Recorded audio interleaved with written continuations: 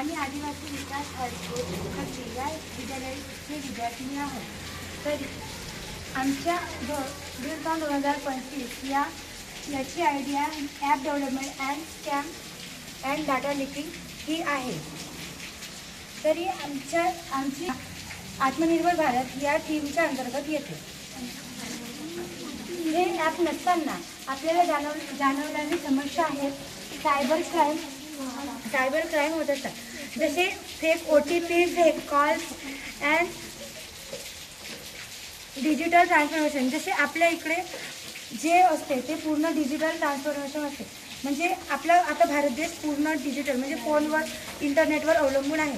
तर आपल्याला कोणतीही OTP किंवा त्याला आपण न विचार करता त्याला क्लिक करत असतो आणि आपल्या अकाउंटमधले पैसे ते दुसऱ्याच्या अकाउंटमध्ये जात असतात आणि ते समस्या सायबर क्राईममध्ये येत असते। Data leaking and privacy. Data leaking and privacy म्हणजे आपले जो डाटा आहे तो लीक नाही झाला पाहिजे, म्हणजे कोणतीही प्रायव्हेट गोष्ट जे आपण आपल्या फोनमध्ये ठेवतो ते जर कोणतीही OTP किंवा फोन कॉल्सवर विचारलं असेल तर आपलं जे प्रायव्हसी आहे ते दुसऱ्यांना माहीत करायला नको। प्रॉब्लेमचा एरिया डिजिटल ट्रान्झॅक्शन। प्रॉब्लेमचा area digital transaction and financial security. इथे हे समस्या अत्यंत जास्त जाणवते। या समस्येवर एकच उपाय आहे, आपण एक ॲप तयार करायचा। त्या ॲपचे वैशिष्ट्य एकच आहे की डिटेक्टर आणि रिपोर्टर, म्हणजे जे अनोळखी मोबाईल नंबर आहेत, ईमेल आणि लिंकिंग यांच्यापासून जे होणारे धोके आहेत ते त्या ॲपला जाणवतील आणि तो ॲप जो मोबाईल यूज करतो त्यांना लगेच इशारा देईल।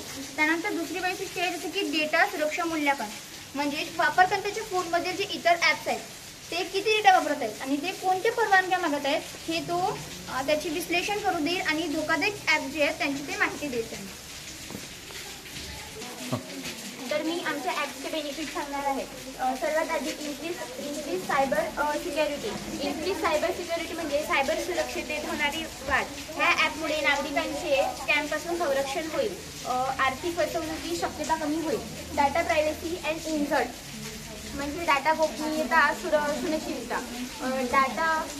डाटा गळतीचा धोका असलेल्या ॲप्सबद्दल जागरूकता वाढेल आणि त्यामुळे डाटा प्रायव्हसी संरक्षण होईल। प्रमोशन ऑफ स्वदेशीला प्रोत्साहन मिळेल। भारतीय उत्पन्नता एक मोठा विश्वसनीय ग्राहक वर्ग मिळेल, ज्यामुळे स्थानिक उद्योगांना SMEs आणि स्टार्टअपसाठी चालना मिळेल।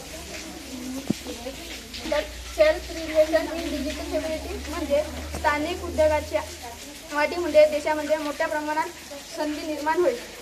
त्यानंतर इम्प्लॉयमेंट जनरेशन म्हणजे सुरक्षा आणि उत्पन्नामध्ये आत्मनिर्भरता प्राप्त होईल। त्यामुळे भारत एक समृद्ध आणि सुरक्षित राष्ट्र बनेल। हे आमचं स्ट्रक्चर आम्ही त्याचे फीचर सांगणार आहोत। आमच्या ॲपचं नाव प्रोटेक्ट प्लस आहे। फीचर म्हणाल त्याच्यामध्ये सिक्युरिटी ॲप्लिकेशनमधलं बायनोमियल मतलब फिंगरप्रिंट आणि फेस ID किंवा पासवर्ड शिवाय मोबाईल ओपन होणारच नाही, ओपन करू शकणारच नाही कोणी। त्यानंतर remote device management. Remote device management म्हणजे फाइंड माय डिव्हाइस सारखंच आहे। त्याची